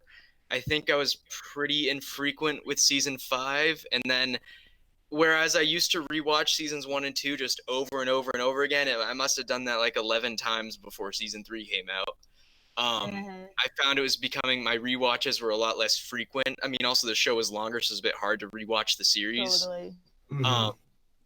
I did watch, I think, I watched through season 7 at least once. I know I watched through season 8 at least once. I don't think season 9, but I did watch the finale. Yeah, she's a good finale, man. For closure's sake. Yeah. And if it makes you feel any better, I remember attending the last BronyCon where they had Jason Thiessen, who was the former supervising director, and he said nobody in the office wanted Twilight to have wings. He actually told, like, he was begging Hasbro, like, look, we can make her a princess, but do we have to give her wings? Like, can we hold off on this?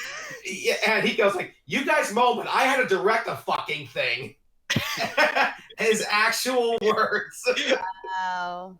I'm so glad to know that level of drama happens behind the scenes of the show. Yeah. Just because it's like these people, even if they don't watch their own show, they could still fit in with us pretty well. Yeah. Man, It's like they're on our side. And if it makes you feel any better too, Lyle, Twilight did not end up with Flash. So I wasn't so much into that camp, mainly because I just didn't really. I watched the first Equestria Girls. The rest of them I didn't really watch. I hear that Rainbow Rocks is probably the best one. Yeah. By far. Yeah. I just never got around to watching it because the first one I was just like, this is okay, but it's not really necessary, you know? Yeah. As a music nerd, I definitely loved Rainbow Rocks. The other movies and the specials, they're definitely worth seeing. Except for maybe Spring Breakdown. That one they really screwed up on that one. Well, even then you have a crossover with and like it's fun maybe just for that, but then you got the same thing in one of the EQG specials, like the Dance Magic, whatever. Or no, it was like for me, like Rainbow Dash is my personal favorite, and to see them turn her into a bit of a butt, it's like, come on, why are you doing this to her? Yeah, it was not Rainbow's finest moment. There is one part of Rainbow Rocks that I have seen, and that is when they came out with that promo where it's Vinyl Scratch jamming out to her 2012 imitation dubstep. Yeah. I watched that clip so many times before it came out because I don't know what it was. I just thought it was really, really well put together. I might have to check out the full thing then, I guess. Everything is up on Netflix except for the latest specials. Those you might be able to find somewhere on the internet. But that people were much more accepting of Equestria Girls as that franchise went on. It did get better with some down moments, but that's kind of have you guys seen the promo for MLP Pony Life, this new one they're doing? I've been watching it from a distance. I haven't seen the promo, but all my social media, that stuff always ends up finding a way across somehow. So I'm kind of watching from a distance at this point. And same way there. I mean, like, I'm just focusing on my stuff there. I do like a Mystery Science Theater parody online. It's crazy. I have this thing. What about you, Alex? I mean, I'll be indifferent to it. You know, I survived the Twilight Corn apocalypse. You know, survived the season 5 to 8 lull, and you know, all the hype with the movie, the hype with all the Equestria girls. Like, yeah, I mean, it's gonna be what it is. You know, G5 comes out. I mean, we'll see. That's we're me and my wife are kind of excited. That's gonna be the generation that my little girl's gonna be interested in. So you know, we're gonna get to know their grandparent, you know, where they came from, and you know, figure out where this goes. So I'm gonna end up following it regardless if I want to or not. It's probably gonna be on repeat on the TV more times than I want to watch it. But How you know, old is she, by the way? pony life right now, she's 7 months. Oh, okay. Oh, Yeah, so we're just now starting to get gabbles and rolling over and smiles and screams. So treasure those moments. They fly away too quickly. You know, it's weird to think that the show's been on the air for so long. At least Generation 4 has been on the air for so long that, you know, we started watching it as, you know, teenagers or college kids, and now it's like our kids are watching the new generation of it. Like, now, we are going to be wrapping this up here, but is there anything you actually want to tell the people watching at home before you guys? Okay, so Daring Do, okay, like people were really mad that she was Rainbow Dash recolor or whatever. Oh, they should have never made her into her own character because she's how. Okay, those people need to stop talking right now because we have a pony Indiana Jones and you guys are complaining about it. Yeah. Amen. Alex, how about you? Yeah, I mean, one thing I'd like to touch on that I think we can all reflect on is I mean, the show had brought us together, and you know, I will always treasure the friends together. But you know, for me, I guess it was never really the show, because I don't really look at this as we are fans of the show. We're just all like-minded people that came together because of it. So I've always viewed this Bronydom as a philosophy, not really a fandom. So I mean, I live by it, but I'm dumbfounded at something this can. Yeah, I just have an overwhelming respect for the whole thing, and even though that the show will, you know, die out or go dead, it's like, you know, we still have these people. I mean, we can have these jokes forever, and you know, these, you know, morals are something that we've always needed to learn and relearn now that we're adults, and we can reapply these lessons, you know, and pass them on to forget others. it. Yep, and we forgot them as little kids, and now we re-know them, and we're like, oh my god, it makes so much sense to take, you know, to do it that way. Maybe the real My Little Pony Generation 4 friendship is magic was the friends we made along the way. Nice. Well said, sir. Well said. Yes. Yeah, it's been a wonderful ride, and it doesn't look like it's going to be stopping anytime soon. One way or another, it's still going. All these franchises from the 80s, like Transformers and My Little Pony and G.I. Joe, you know, those brands are going to live on, like, beyond our lifetimes. They'll find new ways to make money and make us smile and laugh, etc. Buy our toys. All right, guys. Is there any kind of social medias you want to plug, or do you just kind of want to stay private? I have a YouTube channel that I started when I was in the 6th grade. I actually it was Arc Blooper 2. That's ARCBLOOPER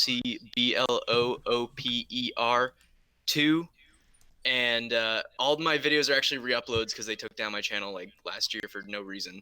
But because YouTube does that stuff. But it's mostly like stop motion animation with like Lego dudes. That's why I had all that stuff in the documentary actually that you see. I did stop motion animation with it. Oh, nice. I still kind of do. I'd like to get back into that just as a fun little hobby, but. Well, let us know if you do in fact do that, because we can make probably a short with you. Right. Alex, is there anything you'd like to plug? I don't really have a big social media presence. I mean, I'm on Facebook. You can find me there. Everywhere else, not really. I frequent there, but I don't. There's no followers or anything. I'm not interested in that. You've got a life outside of online, you're saying. Right. I can live away from my phone. All right, guys. Thank you so much for joining us. It's been a blast having you and just kind of filling people in on where you guys have been. I almost hate to have you. I wish you guys could actually do the final five with us, to be honest. For those guys who are interested, the Brony documentary is available on Amazon, iTunes, YouTube, anything with a streaming platform. So check it out. It's a good documentary. Yeah. Pretty much that. Anyway, thanks again, guys. Thanks for being on. All right. All right, thanks for having us. Good. Hopefully, we'll have you guys on again sometime. Yeah, maybe. Sure, anytime. Shoot me an invite. Of course. You got That'll be it. soon, sooner. Take care, guys. Thank you. Good night. Thank you.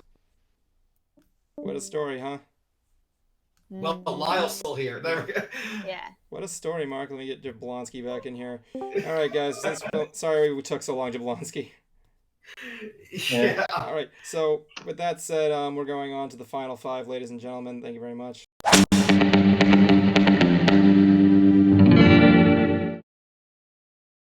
All right, final five time. Final five. Where is the final five? Final five. Oh my goodness, the five of finals. This is where we leave our last minute thoughts and everything there, and things. I guess since we're an apology of Jablonski, sorry again, we took so longer than usual. I'm gonna let you lead in first, if that's okay. Yeah. All right. Begin. I've been enjoying my time off from doing my usual stuff. I picked up the whole Kingdom Hearts franchise on PlayStation, so I just started that today. I also picked up Monster Hunter World. And I've just been going through life and doing my own thing, and the holidays coming up. I'm doing stuff with family. If you want to catch me out and about, I'm going to be hanging around in San Antonio next month. Are you done? And also remember, children, drink your motherfucking drugs. Right when it was about to end. All right, so I guess since ladies second, I apologize for not going ladies first as usual. In that I'm a civilized guy like that. You will be going first. Continue and go. All right. Well, I'm almost done with one of the projects I said I was working on. Something for #TeamTrees. This last week has been crazy because I was out of town visiting.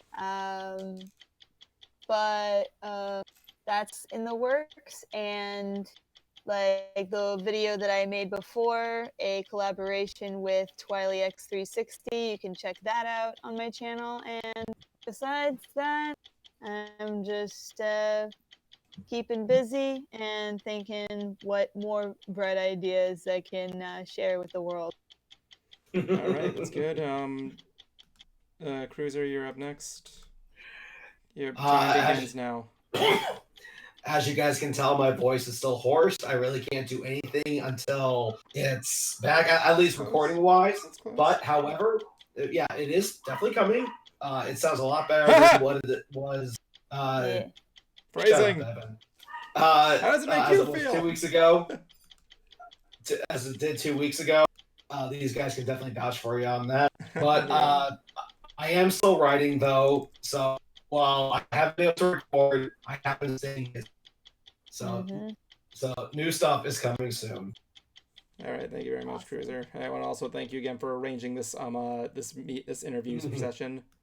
Yeah, and the questions were really good, and your voice sounded really good there too. He made the sacrifices to make this possible, ladies and gentlemen. I mean, Cruiser's the guy with the questions, and he asks the questions of all the place. What's with all the questions? He's like that guy that played Biff Tannen. Okay, so I guess it's my turn. My turn to do stuff with things and all over the place. Ladies and gentlemen, for me, I'm just doing what I do as usual. Trying to see what I can throw out next. Working hard. I've not had a good week, though. It's been really hard for me to catch up with stuff. And yeah, YouTube. If you didn't realize... You know what? I'm sorry, guys. I didn't even start the timer, but I think I kind of need to give some more details right now, if you guys don't mind. If you guys didn't know, Shaded Sight Studios video files were dropped because of some issue with GoDaddy. I'm re-uploading everything as fast as possible, hopefully on Facebook. All the episodes of Mystery Brony Theater are going to be back up. Bright Ideas content was recently restored, as well as Bruce Cars. I'm going to be working hard there. I want to thank everybody who actually went to see the new episode of Mystery Brony Theater. If you haven't seen it, it's in the description. Leave a comment. I really love the comments. Comments help me keep going. Be wholesome on them. And yeah, we'll be working hard on the next one. Hopefully, I didn't mention this before. I'm going to be going at a pattern, like releasing an episode, doing something on my channel because I want to be active on this. Hopefully, the what are they calling it now, Jablonski? Adpocalypse. No, the other one. Copa? With Copa. Copa. Copocalypse. So we'll see what happens there. Yeah. I got to go out on my channels and do that. So yeah. Again, ladies and gentlemen, thank you again for joining us. Cruiser, again, thank you for arranging all this. You're a good fellow. And your head is a pie.